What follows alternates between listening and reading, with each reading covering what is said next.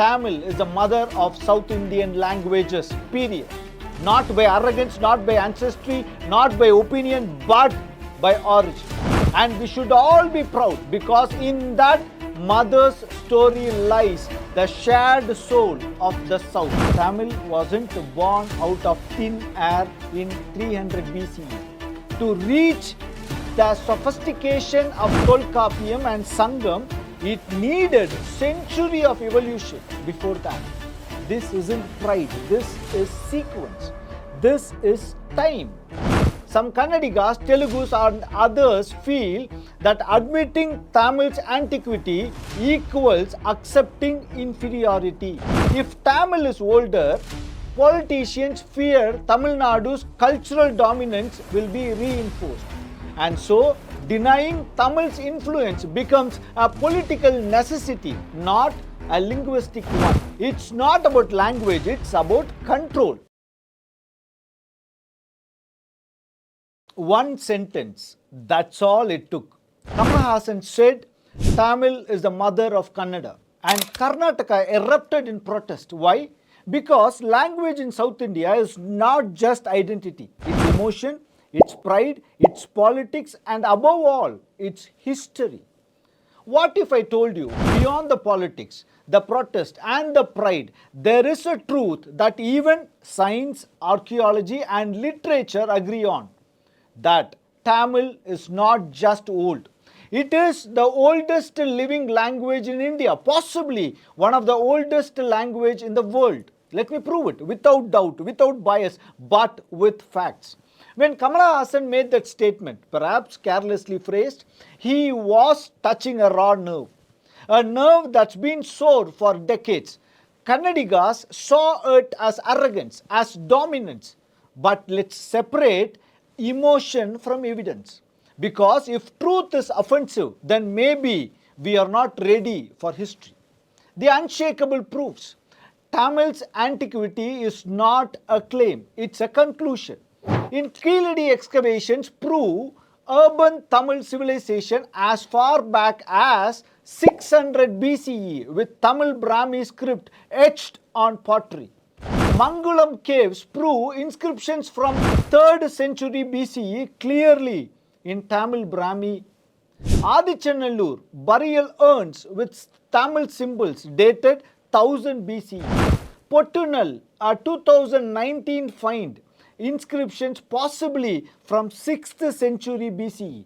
These are not just stones. These are the roots of language carved by the time. Now ask yourself, where is the equivalent for Kannada or Telugu from that period? Nowhere. No other South Indian language has this. Over 2,381 Sangam poems, authored by 473 poets, spanning love, war, ethics, governance and philosophy. The estimated age, 300 BCE to 300 CE. Compare that with Kannada's first major literary work, Kavirajamarga, which is 850 CE, written over 1000 years later. Telugu starts flourishing in the 11th century CE. Malayalam splits from Tamil only around the 9th century CE. Tamil wasn't born out of thin air in 300 BCE. To reach the sophistication of Tolkappiyam and Sangam, it needed century of evolution before that. This isn't pride, this is sequence, this is time. Tamil is Proto-Dravidian's closest living form. Linguists worldwide agree Tamil retains archaic features of Proto-Dravidian. It split earlier, it evolved independently longer. Malayalam is the most direct offshoot of Middle Tamil. Kannada and Telugu show heavy early borrowings from Old Tamil. They evolved distinct identities, but their linguistic DNA is traceable. Tamil didn't mother them the way a human mother does. But in linguistic terms, yes, Tamil is the mother. Tamil merchants built temples in Thailand, Cambodia, Malaysia. Even if the Korean link is debated, the idea isn't laughable. It's being studied. Why? Because Tamil traders, poets, and kings had global reach when Europe was still tribal. Why do some still deny Tamil's primacy? Two reasons, let's be honest. Boldly, one, linguistic chauvinism. Some Kannadigas, Telugus, and others feel that admitting Tamil's antiquity equals accepting inferiority. But that's false. Every language is beautiful, but not every language is equally old. History doesn't care about ego. Number two, political separatism. Language becomes the foundation for Indian states. If Tamil is older, politicians fear Tamil Nadu's cultural dominance will be reinforced. And so, denying Tamil's influence becomes a political necessity, not a linguistic one.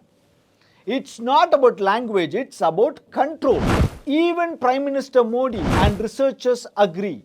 Modi publicly said, Tamil is the oldest language in the world. Research from Indian and foreign universities, from Harvard to Madurai Kamaraj, conquered this.